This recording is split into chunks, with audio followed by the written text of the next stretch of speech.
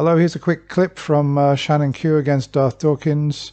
It only lasts about a minute or so, so if you'd like to watch that, and then hang on because I'm then going to discuss the whole debate. Of that. Fascinating phrasing. Are you aware of that affirms that what you just stated is ultimately correct, and that in my response, when you are you aware of it? Wow, your dialectic approach is really, really fascinating. Like your choices, like when you say, "Are you aware of that?" You're affirming what I just said is accurate. Are you aware that I was no, because it wasn't really a question. It was a veiled assertion. Which is really, really fascinating. Okay, so could you ask me the same question without "Are you aware of that" at the end as an actual question? Stop with the shtick, Shannon. You can stop with the. You think I have a shtick? That's amazing. Okay, you guys have said natural. Hold on 1 second. You guys hold on 1 second. All right. Hello, I'm reviewing the debate between Shannon Q and Dunking Atheism, as he was called in those days. Of course, he's now much better known as Darth Dawkins. It took place several years ago. I was not actually aware that Darth Dawkins had debated any of the Atheist Experience regulars, except for, I think on Talk Heathen he once called in and spoke to Eric Murphy, I think, which turned into quite a mess and resulted in Eric completely blowing up and, in my opinion, making a bit of a fool out of himself. So yeah, Shannon Q. Now, modern day debates, yeah, it's 3 years. I can't understand why I wasn't aware of this. Somebody did actually make me aware of it on my own channel, so thank you for that. I went to have a look at it, listened to it this afternoon, made a few notes, got some impressions, so I'll just do a brief my own thoughts and review of the debate. Now, to Shannon's, well, I suppose you could say credit in a way, she took this at very short notice. She only had 3 hours. It looks to me like she probably didn't prepare at all. She just went into it and, you know, whatever happens, happens, which is fair enough. You know, sometimes that's the best way. Well, I'm saying, I mean, I've got no experience of doing it myself because it's not my business to do that. But, I mean, just to test how sharp you are, it might be a good way. But I would say with somebody like Darth Dawkins, who's got so many tricks up his sleeves, and to Shannon's credit, she did actually identify many of his strategies, linguistic strategies, for guiding the debate and the dialogue exactly the way that he wants it to go. I'll give her credit for that. But otherwise, I think this debate was a bit of a mess. So Shannon started off trying to well, essentially disprove God by falsifying the notion of the soul, falsifying the assertion that the soul exists. So she spent quite a bit of time talking about the brain, consciousness, and neurons, and how, you know, it would be so incredibly unlikely for there to be a soul, and that if there's no soul, then there's no Christian God. Well, I suppose if there's no soul, yeah, then there's no Christian God, because the whole point of the Christian God is that you're saved and that your soul either goes to heaven or, you know, your soul goes to heaven if you're saved, to hell if you're not saved. So I can see that. But then again, I wonder why she did that, because I've always thought the best way to counter Christian apologetics is to ask for the evidence. There's no need to do something like falsify the soul, because really it's unfalsifiable. Just as the God hypothesis is unfalsifiable, really so is the soul hypothesis. Even if we get to the bottom, even if we determine in thousands of years to come how exactly consciousness is generated by all the neural networks and the neurons firing in the brain, one could still say, yes, but there's a soul sitting behind it all and watching it. I don't really see that you can falsify the soul. So I felt that was a bit of a fruitless orchard to be standing in. So it came down to, I actually thought when it started that we were going to somehow avoid for some time the presuppositional road that Dawkins normally goes down, and that there was going to be some other discussion. But within about sort of 10 or 15 minutes, he suddenly very craftily steered it that way and asked Shannon what the foundation was for. Well, he started off asking her, what is your worldview? Now, this was a surprise to me. I know what my worldview is, and I can articulate it. For some reason, Shannon was not able to say what her worldview is. I mean, my worldview is purely secular. It's based on the rules of classical logic and reason, and for morality, it's based on the morality of humanism, which is underpinned by the guiding principle of empathy, and I believe in situational ethics. So, you know, that's kind of my worldview. But Shannon, for some strange reason, was not able to say what her worldview was, which really surprised me, because I would have thought that anybody who's in the business of counter-Christian apologetics, should really know what their worldview is and be able to articulate it. So she could not say what her worldview was, and eventually Darth Dawkins got around to asking her what is the foundation of her knowledge and way of interpreting the world. And you know, she was sort of struggling with that as well, and it allowed Darth Dawkins to come in and say that your position is negating a God. Your position is saying that God doesn't exist, and you can't have a coherent worldview if there's no God. And she came back and she said something that was quite strange, actually. Let me see if I've written it down here. She said she regards herself as, what does she call herself? A colloquial atheist and temporal agnostic, and that she could be brought to deism. That really did surprise me. I mean, even if I could be brought to deism, I would never make such a confession to somebody like Darth Dawkins, because if he can get you to deism, then he might be able to push you that extra step to theism, and maybe even to his brand of Christian theism. So I was surprised that, I mean, obviously it's intellectually honest, but I think in debates it doesn't always pay to be entirely, I mean, you don't have to tell everything. You know, you don't have to tell everything.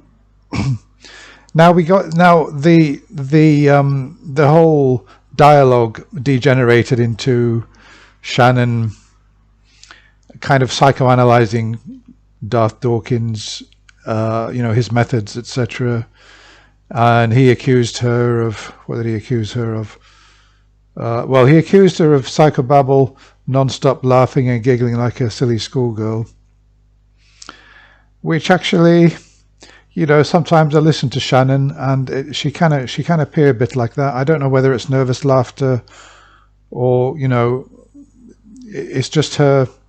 It's okay, you know, I mean, I've been in pubs, I've been in restaurants, and occasionally you will hear either a woman or a man, I'm not just saying it's just women, no, men too, you will hear them completely lose control with their laughter, and it will absolutely dominate wherever you happen to be. You know, you can't ignore it. She does get a bit like that sometimes. I wonder whether it's a defensive mechanism, or I don't know, maybe she really just finds it hilariously funny. What else? Okay, yeah, so this thing about so with Darth Dawkins, obviously he's asking essentially not just what is the foundation of all your knowledge, he's essentially asking what is the foundation of everything. You know, because we've got this cause and effect, there can't be an infinite regress of causes, and you've got to come back to the absolute foundation, which is God, and that's what he's trying to get back to. That's why he's asking, you've got to have some foundation for your worldview, otherwise your worldview doesn't make any sense. So if you ask Darth Dawkins, okay, what is the foundation for your worldview, he'll say it's God. The first cause. God is the foundation for my worldview. And if you say to him, well, how do you know your God exists? his next statement will be, well, he must exist, otherwise your worldview could never make sense. And then you go around in circles and circles. I think nobody's really sort of properly challenged him on this, because any argument that's put forward in a circular way like that can immediately be dismissed. It doesn't even have to be considered. So that can't possibly be a proof for the existence of God. And if you take that away from him, then really he's left with absolutely nothing, because he'll just keep coming back to that circular argument. Okay, then he'll come to you and say, well, what is your foundation? And I mean, for me, my foundation is the rules of classical logic and reason. And he will say, no, that's not a foundation. And I will say, yes, it is a foundation. He'll say, no, there has to be something behind it causing it. And I will say, no, it is the foundation. I presuppose it. I presuppose it as a foundation. It is my foundation for my worldview. Now, what he's doing is, instead of presupposing the rules of classical logic and reason, etc., he's presupposing a God. He's positing this complex, this, he actually defined God. I'm going to read it out in a moment. He's positing this complexity, this ultimate reality. And I'm just positing the rules of logic and reason. And he's going into a whole supernatural realm and positing something for which he's got no evidence of, and he can't apply to circular logic. He can't appeal to a circular argument. So I'm within my rights to presuppose that, but I don't think he's within his rights to presuppose a God. But we never got to that kind of discussion with Shannon. I mean, look, this isn't entirely new from me. You know, I've been listening to various programs. Matt has kind of articulated it that way. And, you know, he's responded to presuppositionalist apologetics. I've heard others, philosophers, and, you know, read some as well. So I think that there are very, very good ways. I just suggested one way of countering presuppositional apologetics. But Shannon did not seem really to be aware of those methods. So yeah, she did. I must say that I kind of agree with Darth Dawkins at times, that she was filibustering. She was talking a lot about nothing in a way. She wasn't really properly addressing his questions. I can't really criticize her too much, because, I mean, how many people would have the balls to you know, go in against Darth Dawkins at 3 hours notice? I'm not saying that I would, but then, you know, I've never done this before. I've never faced anybody person to person in this kind of situation. Maybe I'd be good at it, maybe I wouldn't, I don't know. But as Shannon's in that business of doing it, I'd be very wary of accepting invitations like that and jumping in just to help out somebody. I'd be very, very wary, because if I was facing anybody at all, I would want to really do my homework. And if I was facing Darth Dawkins, I mean, I feel that I could deal with him reasonably well with what I already know, but I would go back over all his videos. I would spend ages listening to them, and I would want to make sure I was absolutely prepared, particularly as she's quite well known. And I did not think that she came across too well. Well, she came across badly in a lot of respects. She kind of lost control. I mean, she did some good things. She did kind of analyze him, but the point of the debate with him was not to analyze his strategy. The point was to rebut him and to win the debate by demonstrating superior reason and logic and arguments.